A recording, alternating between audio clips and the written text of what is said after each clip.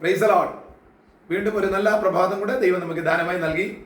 ഇന്നത്തെ ധ്യാനത്തിനായിട്ട് ലൂക്കോസിന്റെ സുവിശേഷം 22-ാം അധ്യായം 40-ാമത്തെ വാക്യം. യേശു കർത്താവ് തന്റെ ശിഷ്യന്മാരോട് പറഞ്ഞ ഒരു വാക്യം ഇങ്ങനെയാണ്: നിങ്ങൾ പരീക്ഷയിൽ അകപ്പെടാതിരിപ്പാൻ പ്രാർത്ഥിപ്പീനെന്ന് പറഞ്ഞു. ദൈവത്തിന് സ്തോത്രം. പരീക്ഷണങ്ങളിൽ കൂടെ പോകാത്തവരല്ല നമ്മളൊക്കെ. ഒന്നല്ല, ധാരാളം പരീക്ഷണങ്ങളിലൂടെ നമ്മൾ കടന്നു പോകുന്നു. സ്വയം പരീക്ഷിക്കപ്പെടുന്നു, വ്യക്തികളാൽ പരീക്ഷിക്കപ്പെടുന്നു, പിശാചിനാൽ നമ്മൾ പരീക്ഷിക്കപ്പെടുന്നു. അപ്പം നമുക്ക് പരീക്ഷണങ്ങൾ വരുന്നതൊക്കെ പല മേഖലയിൽ കൂടെ. പക്ഷെ ഏത് മേഖലയിൽ കൂടെ വന്ന് വീഴുന്ന പരീക്ഷണങ്ങളായാലും നമുക്ക് സ്വയം ജയിപ്പാൻ വലിയ പ്രയാസമാണ്.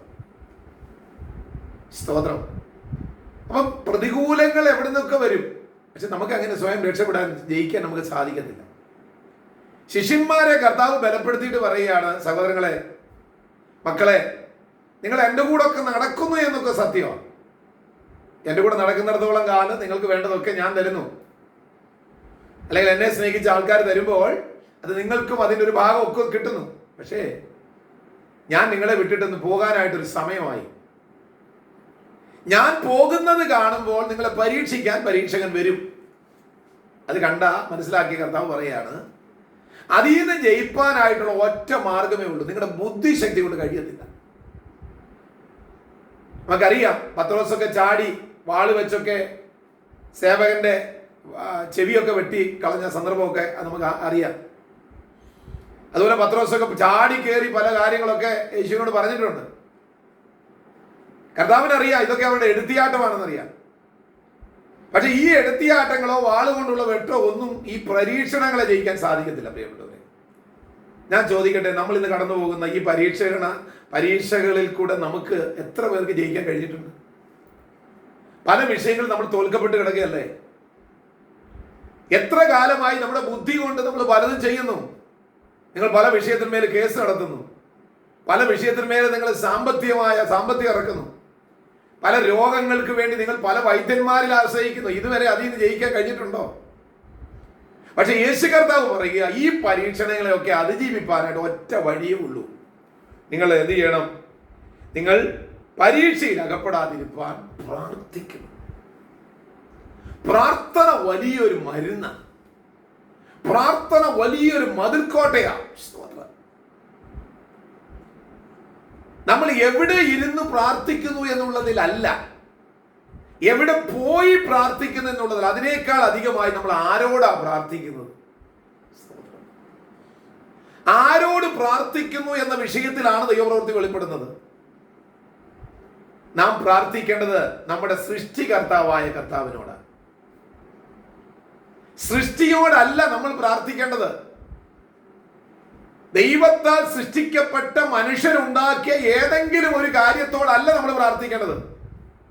അതിനപ്പുറമായി നമ്മയൊക്കെ സാദൃശ്യത്തിലും സ്വരൂപത്തിലും സൃഷ്ടിച്ച ദൈവത്തോടാണ് നമ്മൾ പ്രാർത്ഥിക്കേണ്ടത്. യേശു കർത്താവ് പറയുകയാണ്, പരീക്ഷണത്തെ ജയിപ്പാൻ നിങ്ങൾ പ്രാർത്ഥിച്ചേ പറ്റൂ. നിങ്ങൾ ഇന്ന് പകൽക്കാലം വിശ്വാസത്തോടെ കർത്താവിനോടൊന്ന് പ്രാർത്ഥിച്ചാൽ, പ്രാർത്ഥനയിൽ മധ്യസ്ഥന്മാരൊന്നും വേണ്ട, മധ്യസ്ഥന്മാരൊന്നും വേണ്ടെന്ന് നിങ്ങൾക്ക് ഡയറക്റ്റ് കർത്താവിനോട് നിങ്ങളുടെ ആവശ്യങ്ങൾ പറയാം.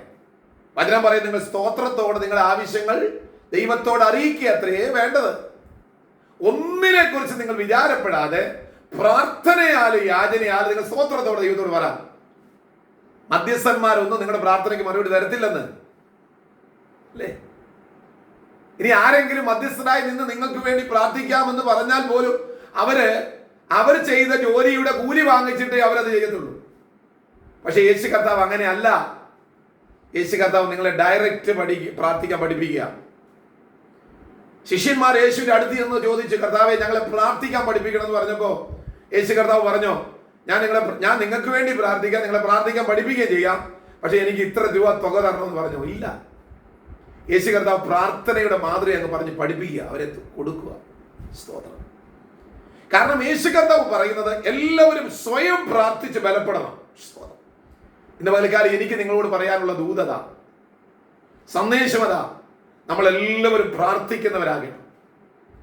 മറ്റുള്ളവർ നമുക്ക് വേണ്ടി പ്രാർത്ഥിക്കുന്നു എന്നുള്ളത് സത്യം തന്നെയാണ്, അത് ആവശ്യമാണ്. പ്രാർത്ഥനാ സഹായമൊക്കെ നമുക്ക് വേണം.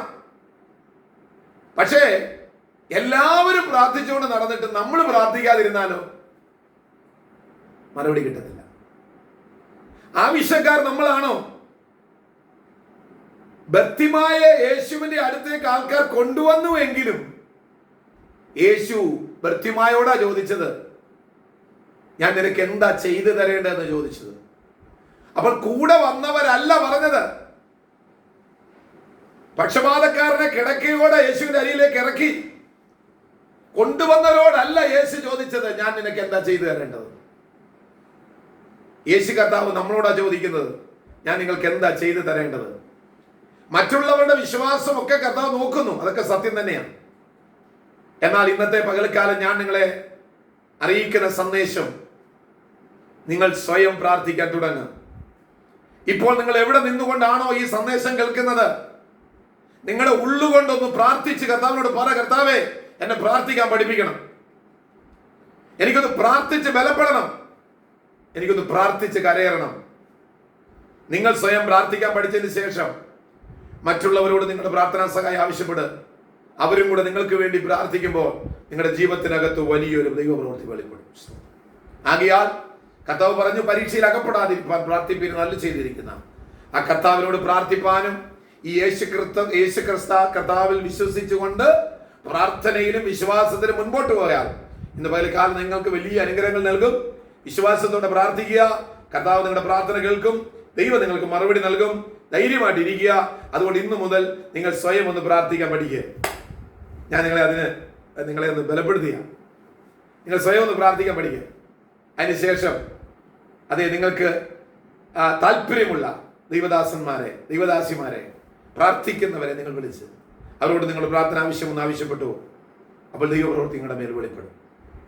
ആകയാൽ ഇന്ന് പകൽക്കാലം പ്രാർത്ഥിക്കുന്ന ഒരു നല്ല മനുഷ്യരായി, ഒരു നല്ല വ്യക്തിയായി നിങ്ങൾ മുൻപോട്ട് പോകാൻ ദൈവം നിങ്ങളെ സഹായിക്കട്ടെ എന്ന് ഓർപ്പിച്ചുകൊണ്ട് ഞാൻ എൻ്റെ വാക്ക് നിർത്തുന്നു. കർത്താവ് വചനങ്ങളാൽ നിങ്ങളെ സഹായിക്കുവാനാകട്ടെ. ആമേൻ.